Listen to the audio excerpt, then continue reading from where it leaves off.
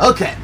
Hey, what's happening, everyone? I'm your Dragon God of Gaming, Damian-D.Dragon, and welcome back to another episode of the Gaming News, where I run down a list of all the gaming news, facts, reviews, trivias, and everything coming out the gaming industry this week. Today, we have the Google Showcase that we're going to be running through. We have something on Grand Theft Auto 5. We have something on Star Wars: The Knights of the Old Republic, and horrible news pertaining to Google Stadia. So without further ado, let's get right into the news, shall we? First off, we want to start off with the PlayStation Showcase, seeing as fit that there's a bunch of games for us to cover. So I really want to start off with this so that we can properly go over the other two things, which are also covered in Google's Showcase. Google Showcase. PlayStation Showcase. Anyway, PlayStation Showcase had just, got done with their set lineup, and it's really cool, and I really wanted to show it off. So this is coming from GameSpot.com. This is written by Gabe Gerwin. So all of this is written by Gabe Gerwin. I am going to be regurgitating his words on these and giving my opinions on the games as I go. Now, let's get right in. First off, Star Wars: The Knights of the Old Republic. The first game shown during the event was Star Wars: Knights of the Old Republic. The remake, developed in partnership with Asper and Lucasfilm Games, created specifically for PS5. The game trailer did not mention BioWare, making it unclear if the original studio will be involved with the project, which was initially only on the original Xbox. Now, I have never played Star Wars: The Knights of the Old Republic. I want to. I would love to. But having it being a remake, and hopefully that they do a really good job on it, Asper and Lucasfilm Games will be doing a phenomenal job on this. The game looked incredibly nice. It looked very good. So hopefully they shell out well for the Star Wars game, because everyone wants to see this game return. I'm hoping that it is really good on its release. The next game coming out of it will be Project Eve. Now, for me personally, I don't know too much about Project Eve. I really didn't watch too much of it, but from what I'm seeing, it looks pretty dope. So, first off, it says Project Eve, a previously announced game, looks like Nier had a baby with Bloodborne and Devil May Cry, was shown during the showcase with a Japanese language trailer showing off some flashy combat from main character Eve and a floating drone-like companion. A slow-down mechanic when dodging attacks also resembles the Bayonetta games, and it looks to be fairly disturbing.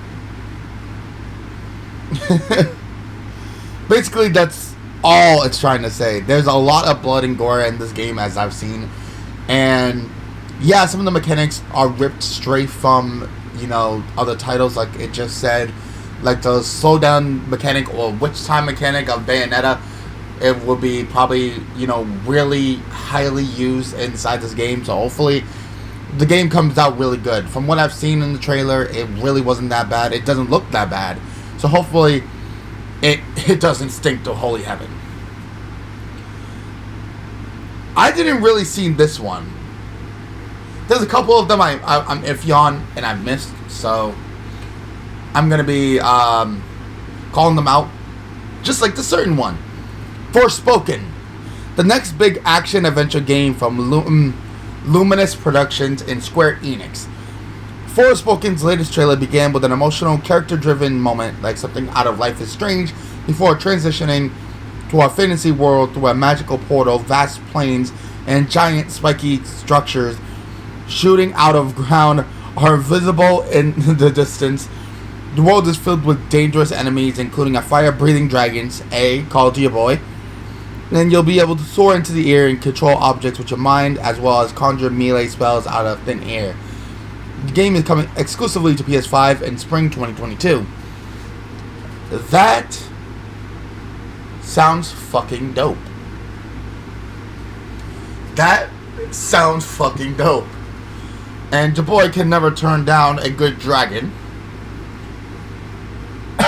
Editor-D.Dragon. So hopefully, I want to see how this shapes out. So I like to see some. I want to see some of it.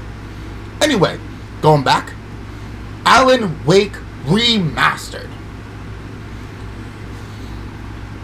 Before I read this, because I have played some of Alan Wake, I actually played Alan Wake's American Nightmare over on my personal channel. I would suggest go checking it out. It was a really fun series. It was a really heavily involved series that I couldn't make heads or tails of.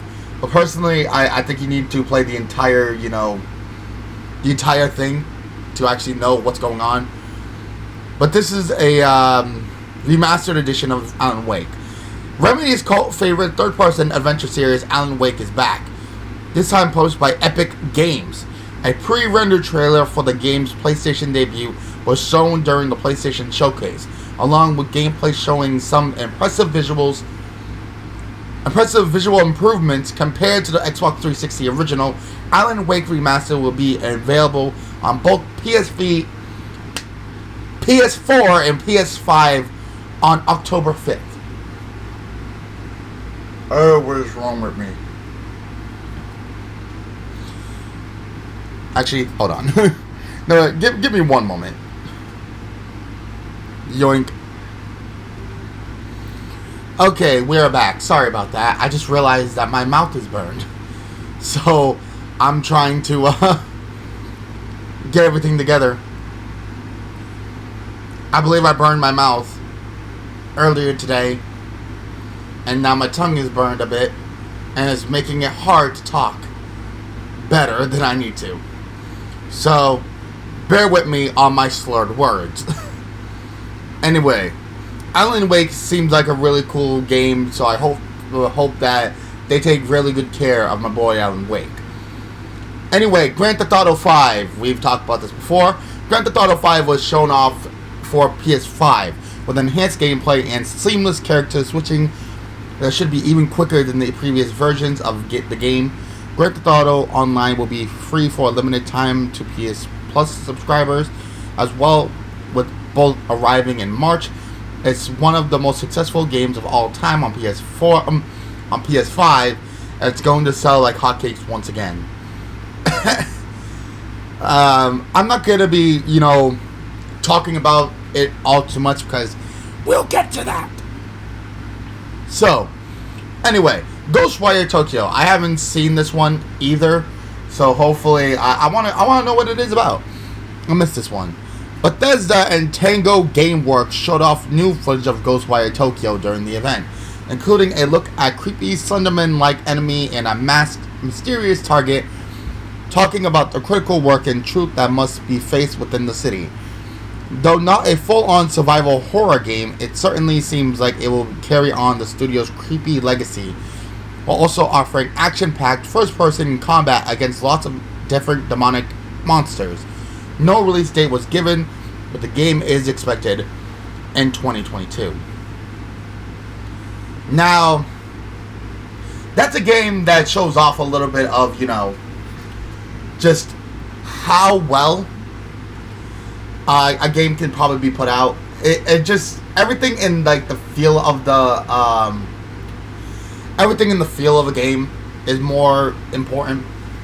So hopefully hopefully this game does well. I'd like to actually see this.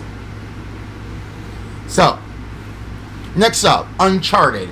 For those of you that don't know, I played Uncharted 1, Uncharted 2, and Uncharted 3 on my channel. Go ahead and go check that out, because all of it was really fun. I did live stream them all, so go ahead and go check that out. Anyway, this is Uncharted Legacy of Thieves Collection. Both Uncharted 4 A Thief's End and Uncharted The Lost Legacy are being remastered. And not just for PS5, both games are also coming to PC. Though they certainly look plenty nice on PS4, they're sure to get an extra dose of visual oomph on the more powerful hardware. The main Uncharted series has never released on non-PlayStation platforms before, and this follows a few other big-name titles like Horizon Zero Dawn and Days Gone coming to the PC, which is absolutely great. So hopefully they took extra care and extra precaution, remastering them, getting them out, and making them look really nice and really pretty.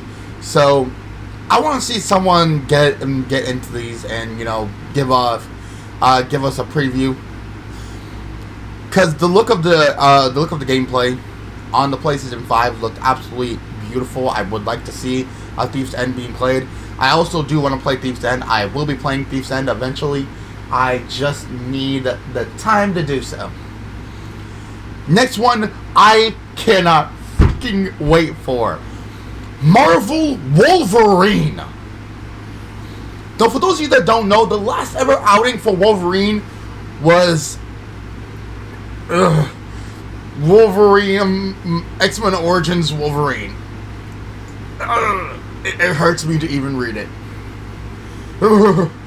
So, Marvel's been putting out bangers, and now they're focusing on Wolvie? Oh hell yeah! This is gonna be awesome. And so, I forgot. It's being created by Insomniac. It's gonna be fucking amazing. Oh my god, yes. Insomniac Games isn't done making Marvel games, and that extends beyond Spider-Man. A short teaser for Marvel Wolverine was shown and is coming to PS5. However, no gameplay was shown, nor did we get any indication of release window or even a release year. Insomniac's track record is certainly strong though. Indeed it is. I cannot wait. I fucking cannot wait at all. Oh my god, Wolverine the game. It's gonna be fucking amazing. There's a new Gran Turismo game. That's all you need to know. I'm not even gonna read that. We all know that when there's a new thing, Gran Turismo will always be on the PlayStation. Anyway, next up, Marvel's Spider-Man 2. Oh my god, I need to get on my Spider-Man Miles Morales. It's coming. It's coming. I promise it's coming. Let me do this series, and I believe I have one more series to go, and then I will make sure to get Spider-Man Miles Morales to you. Sound fun? Sound fair? Sound fair. Anyway, Insomniac Games is certainly keeping itself busy as another Spider-Man game is already on the way. Oh my god, I really hope that they're making sure that both of these games are fucking awesome.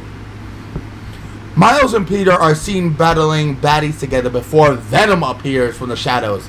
His fangs barely visible. However, you're going to have to wait quite a while to play the game, as it's not going to be released for PS5 until 2023, good lord. Given Insomniac's plethora of projects, that's not that unexpected. Venom. That sells the game right there. Venom sells the game. Like, I was hoping that one of the Spider-Man games that they put out shows Venom off. No, fuck hell, give me a Venom game. Anyway, next up, God of War Ragnarok. Of course, we were looking for this. The sequel to one of the most acclaimed games of the last generation, God of War Ragnarok, yes, that is the title, was featured with new in-engine footage during the presentation. Arturus and Kratos argue over whether it's time for the boy to look for answers surrounding the pesky Loki himself. And we get a brief look at ice sledding as well as the returning boat from the previous game. Boat. There appear to be more non-player characters to meet, and Thor and his famous Mjolnir hammer will be making an appearance. As if there were any doubt. This is gonna be fucking epic. Why do I get that feeling that it's gonna be epic? Oh, I know why. Because it's going to. It's God of War, Thor, and Loki in one game. You cannot go wrong. You fucking cannot go wrong. If you fuck that up, somehow you're an idiot. Anyway, that's enough for the games themselves at the moment. Funny thing is, I'm actually teetering on time here, so I'm gonna try to get, breeze past the other games real quick. So first off, let's go into our next title here. But that was all the things. Let me know down in the comment section below what is your what game you guys want to see the most. Let me know. I personally want to hear it. So that's the question of the day. What game do you guys want to see most from that showcase? Let me know. Anyway, from one series to a series that's already been talked about, GTA. Oh boy, GTA. Where did you go wrong? And what I mean is, GTA is pissing off a bunch of people. This is coming from NME.com, and this is written by Will Nelson. And he writes, or they write, the Grand Theft Auto 5 PS5 and Xbox Series X and S trailer has left fans angry. 3 generations running. The recent trailer for Grand Theft Auto 5 at the PlayStation Showcase on September 9th has left fans feeling frustrated for plenty of reasons. To start, the trailer on PlayStation's YouTube channel currently has, as of September 11th, which was yesterday for those of you that are not counting the time, over 1 million views and 42,000 dislikes to 18,000 likes. Some of the main issues stem from the fact that the game touts an expanded and enhanced label, but many think it still looks exactly the same. The same trailer was also put on the Rockstar Games YouTube channel, has 26,000 likes to 44,000 dislikes, with a major complaint that a game originally released in 2013 doesn't look that much better and has been delayed. Now, the game is coming to Xbox Series X and S and PS5 in March 2022, with it meant to release in late 2021. Oh boy. The trailer itself touts improved graphics, enhanced gameplay, and seamless character switching, but that clearly isn't enough to win over quite a few players. One user even said, "This has to be the most pathetic enhancement of a game I've ever seen. All you've done is allow the game to play at a high PC settings on newer consoles and tweak that horrendous loading screen, which on an SSD only takes a second or two to change characters anyway."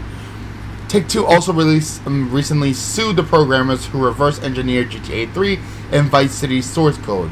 The programmers has been working on the RE3 project, which aimed to bring unofficial ports to handheld devices like Switch, PlayStation Vita, and Wii U. The ports also included quite an improvement like bug fixes, a rotatable camera, X-input controller support on PC, and widescreen support. Basically, Take-Two has been on missions lately. Yeah, I can see the problem with that. If no one sees a problem with the enhancements, like, the game isn't that bad. No one really cares.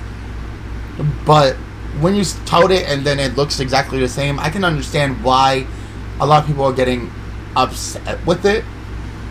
Not to say, like, you know, I think it's wrong at the moment, because it kind of is.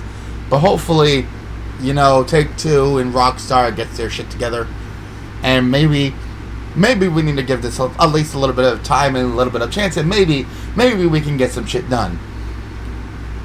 Okay. Now, from one game we've already talked about to another, Star Wars: The Knights of the Old Republic. I did want to talk about this in length.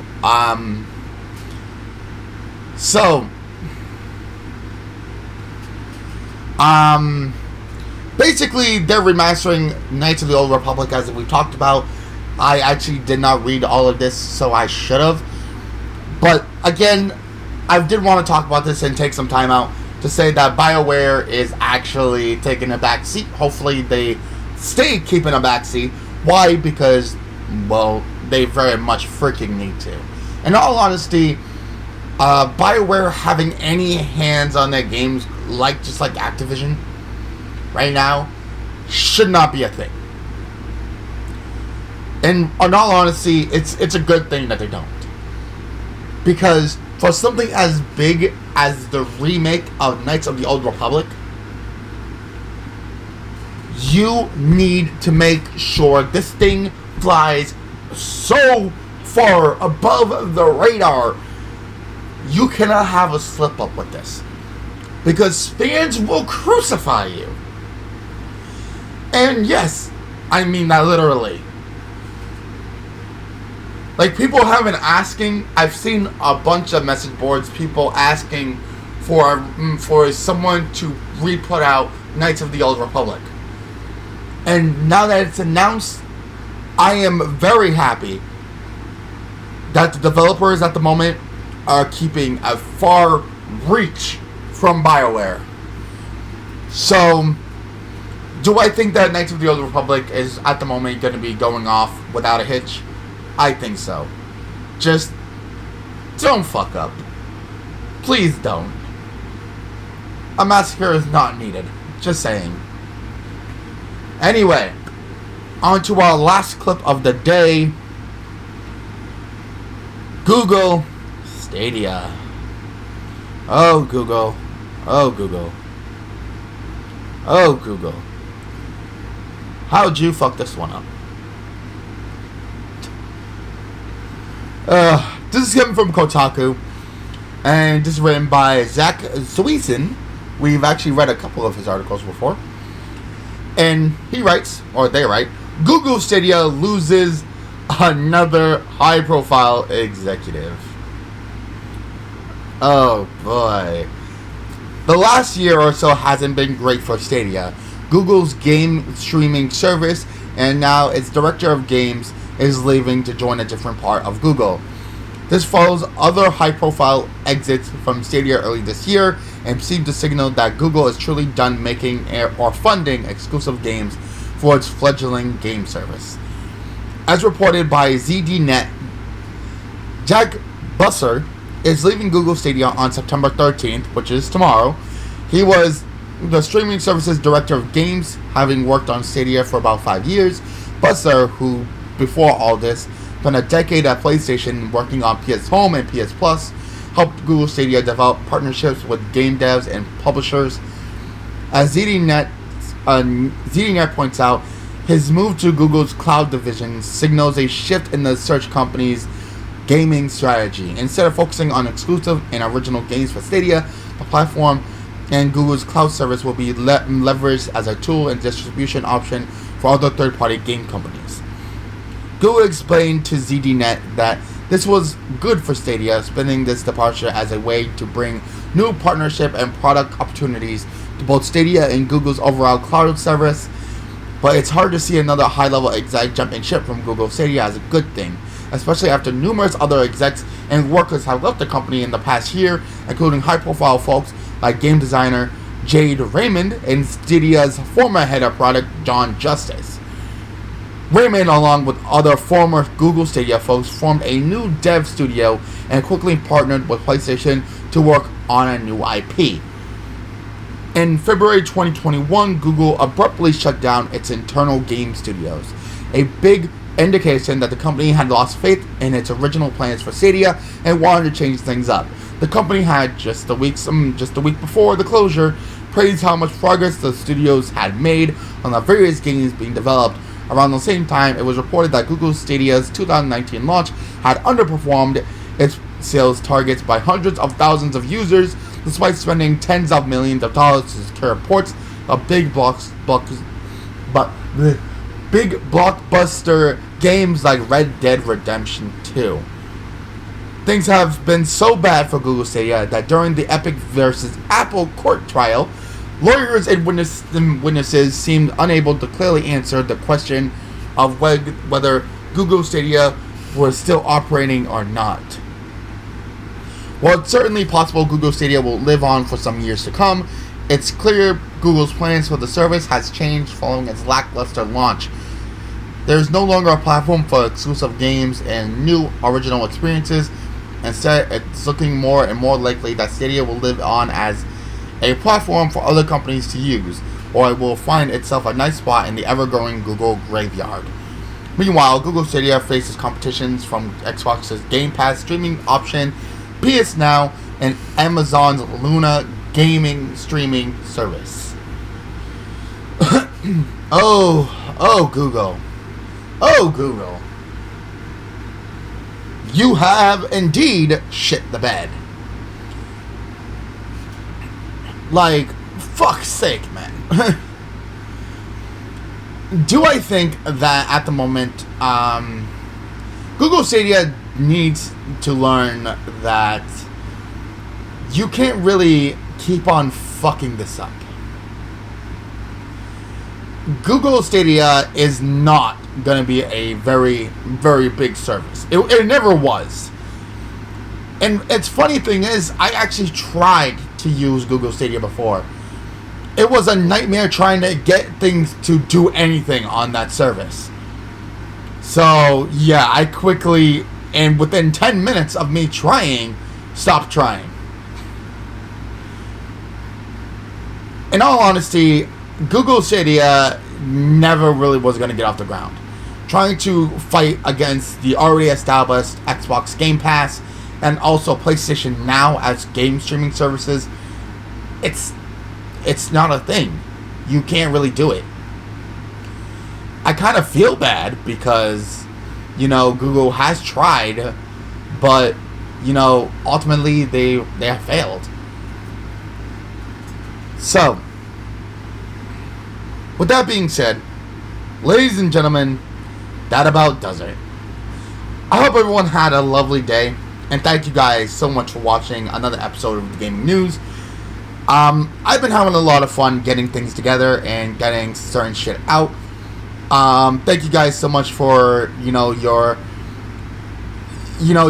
big support over on Resident Evil Village, which had just had its finale just pass. And I hope everyone had enjoyed that as well as much as I had making it. It was extremely nice.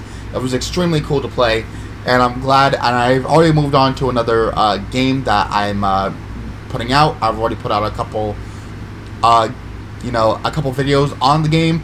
And I cannot wait for you guys to check out what I have in store for you next. So if you guys want to see any of the stuff I have done in recent times, I said go checking out my YouTube channel because I've been doing plenty of stuff over there. Like recently, I've been playing Yu-Gi-Oh! The False-Bound Kingdom. On Wednesdays, I'm playing Pokemon X. On Fridays, I'm playing Kingdom Hearts. On Sundays, I play Mass Effect 2, the Mass Effect Legendary Edition, and also a 2002 PlayStation Classic Shinobi. So it was a really cool thing to play. So I suggest you go ahead and check those out.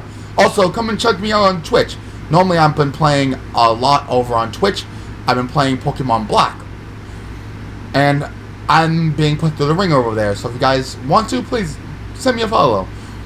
And also, while you're at it, down in the description down below is all of our lovely and beautiful content creators. Go check them all out. They are a lovely bunch of coconuts, and they deserve your time. So I suggest go check them all out. If I may, go ahead and check out Mr. Yimish Tortuga. I work with him a bunch, so go ahead and check out his stuff, because his stuff is incredible, so go ahead and check it out. And while you're at it, go check out Chaos 6 as well, because he puts in a bunch of work as well, and I praise them for, teaching me the ways of streaming over on Twitch. So they are a lovely bunch of lads, and I love them to pieces, so go ahead and check out their stuff. They deserve it. Anyway, ladies and gentlemen, till then, hope you guys enjoyed, but it's time for us to end off. Actually, the funny thing is, you know what's funny? I never show the ending of these. Just know that I actually beat the original writers on here, so basically, there you go. There's your spoiler. I actually did beat the original writers here. For those of you that have been looking at this as well as listening in on the gaming news, and the shit is fun. So I've been playing this a lot, just trying to beat the game while I'm just recording. So. And yes, before anyone asks, this stuff is pre-recorded before I'm done, because I cannot focus on doing all this bullshit on this game while I'm bringing you guys the news that you guys so desperately need. So, can't do that while playing a game like this. So, I do pre-record everything. Anyway, ladies and gentlemen, till then, good gaming, happy hunting, and I'll see all you Dragonlings back inside the world of gaming news. Hope you guys enjoyed, and I'll see you guys next time for some more Damian Dragon action. Peace. Peace.